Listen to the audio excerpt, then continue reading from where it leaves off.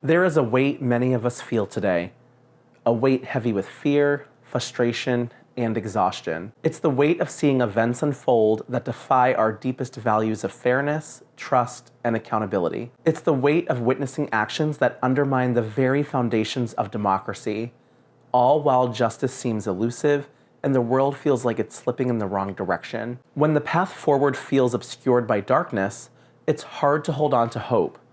It's hard to tell ourselves that progress is possible, that justice is within reach. And yet, there is a truth we must cling to, one spoken so powerfully by Dr. Martin Luther King Jr. The arc of the moral universe is long, but it bends toward justice. This is not just a comforting phrase.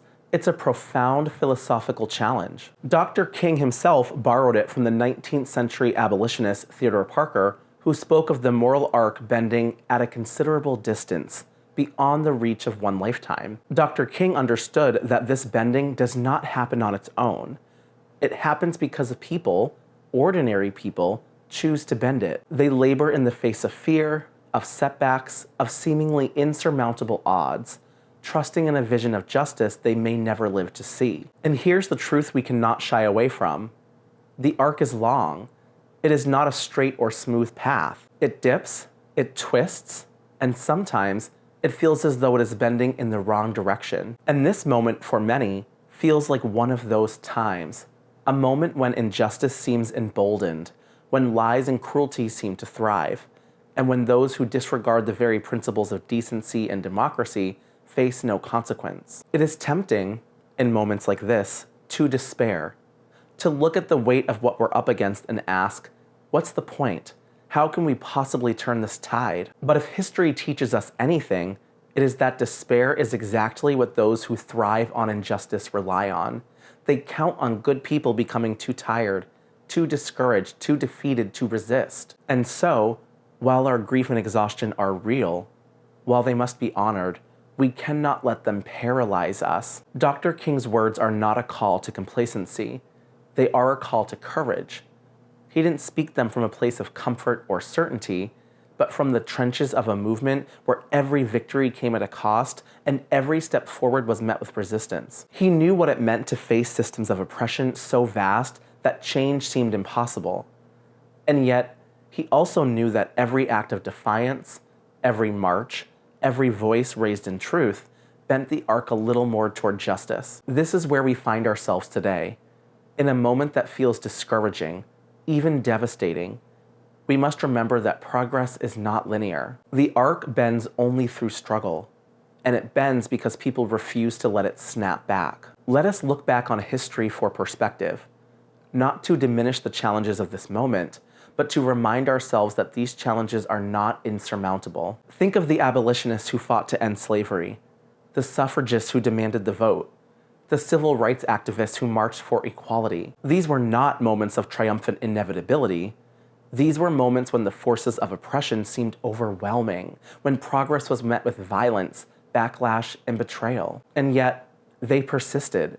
They understood that the fight for justice is not about immediate gratification. It's about the long, grueling work of building a foundation for something better, something fairer, something that aligns with our highest values. We must remember this. The moral arc bends, but only because of us, because of our choices, our actions, our refusal to accept injustice as permanent. It bends because even in moments of exhaustion, we find the strength to take one more step forward. So what do we do now? How do we respond when it feels like the forces of fear and division are gaining ground? First, we must allow ourselves to feel the weight of this moment, to grieve what has been lost, to acknowledge the pain of seeing principles we hold dear undermined. This grief is not weakness, it is proof of our humanity, proof that we care deeply about the world we inhabit. But grief alone is not enough. At some point, we must turn that pain into purpose. We must ask ourselves, what can I do? No matter how small the action may seem, it matters. History is made up of countless small, courageous acts that, together, create the conditions for transformation. We cannot afford to fall into cynicism.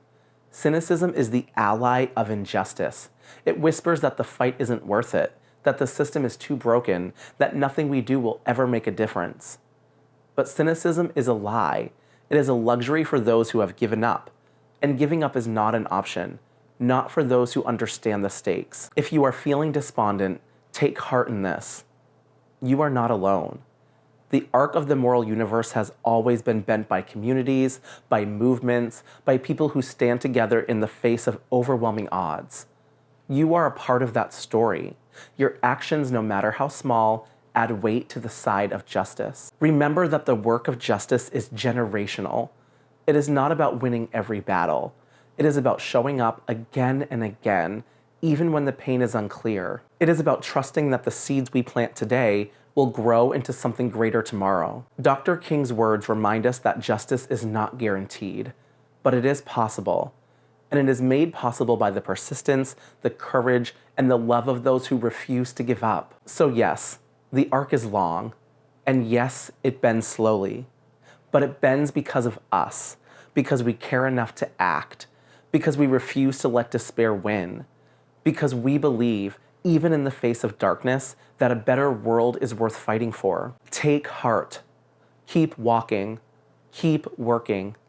The arc of the moral universe is long, but it bends toward justice.